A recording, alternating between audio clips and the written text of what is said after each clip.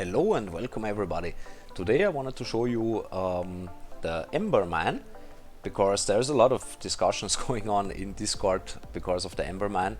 So most of you probably read what I have written down in Discord, so my suggestion was to put it for once a week, because there's too much clicking going on in my opinion. But yeah, I will show you today how it's possible to pass these dungeons in all three dungeons, let's say, so in 2-star, 3-star and 4-star. And we're gonna start out with the 2-star, and there is actually pretty easy. You don't even have to use any skills, as long as nothing went wrong. I have to say, because sometimes it could be that the air basilisk is not stealing the turn bar, so he gets resisted even if he has a high accuracy, and then things can go wrong pretty quick. But as you can see, you normally don't have to use any skills and it works out pretty fine. You just have to click a lot, and that's probably the main reason that people are complaining about this dungeon, and also me. So it's actually the biggest problem about all these dungeons, because I cannot run a single one, not even a single level. Only at 4 stars level 1 I can run on auto, but the rest of all these stages I have to click, and that's too much time that you have to spend in the game. So it's really intense to play this, and on a daily basis that's the biggest problem. Like if you have to do it like once a week, so you can like do the 2 stars on Monday or whatever, and the 3 stars on Wednesday, or however you have the time for it.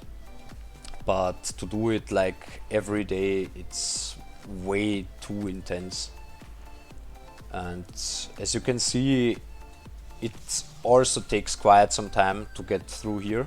I did a little mistake now, so I have to buff, because I should have taken the right monster first, because it has a higher turn bar. So you just have to look out for the turn bars here. If you see like the monster with the highest turn bar, then you should always attack it with the air basilisk, so he can steal more of a turn bar, so he gets his next turn quicker, and then you have no problems with getting through. And if you use the Jin, which is highly recommended, because then you slow down the opponent's monster speed, and also it is a big advantage, because if the basilisk misses his turn bar steal, then you can always steal the turn bar with the Jin. So it's pretty nice actually. So I'm going to try to speed this up a little bit and talk a little bit less.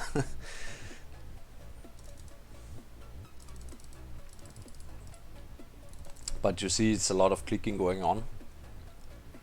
But yeah, you don't have to be focused that much on the game while you're doing this. It's the only thing you have to look out for is the turn bars actually. That's the only reason. You want to look for turn bars, steal the turn bars from the monster with the highest turn bar, and then just go on and on and on. And then what you want to take, oh man, I'm missing the word.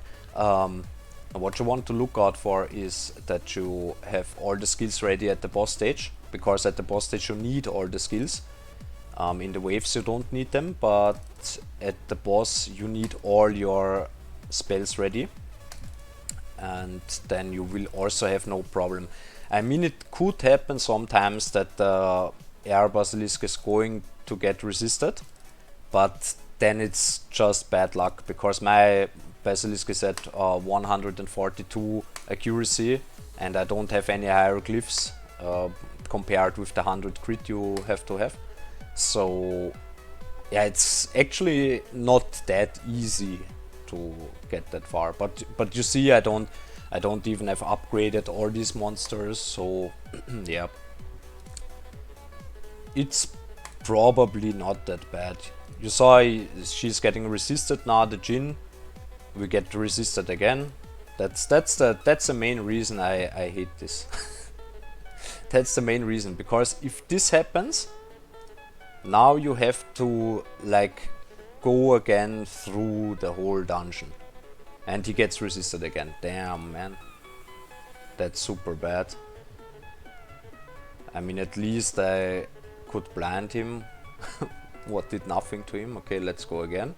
Okay, now he has stolen the turn bar, but not giving him any poison stacks. So we will go on. I mean, we are not defeated by now. It's still possible to do it, but it's not that easy. We need at least the 8 poison stacks. So now it should probably work out. The problem is that we can't buff now, so I have to look to the other monsters' turn bars if it's possible that he's going to turn next. Okay, now we have enough stacks and we will just go ahead and do this one more time. And then we have to do this. Okay, yeah, it worked out, but it didn't work out as expected or as it should. So you see, it's pretty easy actually to do it like this. And now I'm going to show you all the monsters that I'm using, that you already saw, but I will show it to you again, and so you can also see all the stats. So first of all, we have the Jin here. It's not that important that the Jin is pretty fast, so it's, yeah, it doesn't make a real difference. I mean, I put him on a little bit more speed, so if the air basilisk is failing or like gets resisted, so I have the second try, let's say, with this skill to steal the 100% of the turn bar from the boss, because the boss, as you saw, is resisting most of the time. Then the next monster that we have here, and you can see it's all like only 16 runes, like here's only a 13 rune, so level 13 rune, and it's also working out pretty well. You see here, these runes are not even maxed out. Here it's just important to have a good combination of speed and accuracy, so he gets the turn before the boss monster's turn, like this side monsters. So I would also recommend like around 140 accuracy and like 140 plus speed. That would be really nice. Then we go ahead, and now it's like the most important monster in this combination.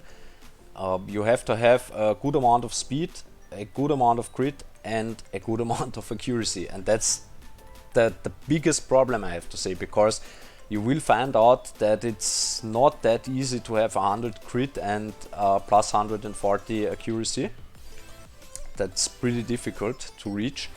And then we have the other two monsters that are actually only working this one as a buffer, so you get the turn bars filled. You can put, let's say, needs around 190 plus speed, but as higher you go, it would be even better. And then the other stats don't really matter, so it doesn't even matter if you put him like on 3 stars, 4 stars or whatever. So I left them, as you can see, on 3 stars, and this one is maxed and this one is not even maxed. And I put her on a 193 speed, also there's also no accuracy or something needed. And as you can see, not a single glyph like over 16, so yeah, should be possible for most of the people to get it.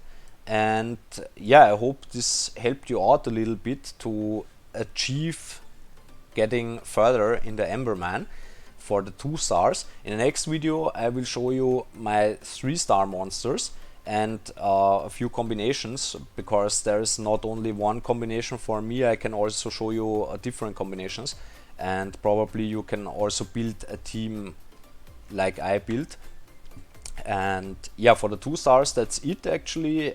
This is for now the only combination I know for me which is working, and I didn't really test out any other combinations, and so this should be actually the easiest one, I would say. Okay, I hope you liked the video. Leave a like, subscribe to the channel if you like it, and yeah, leave a comment of course. If you need some help, just let me know. I will try to help you out if you have some questions. And yeah, see you in the next video. Have a good one. Bye bye.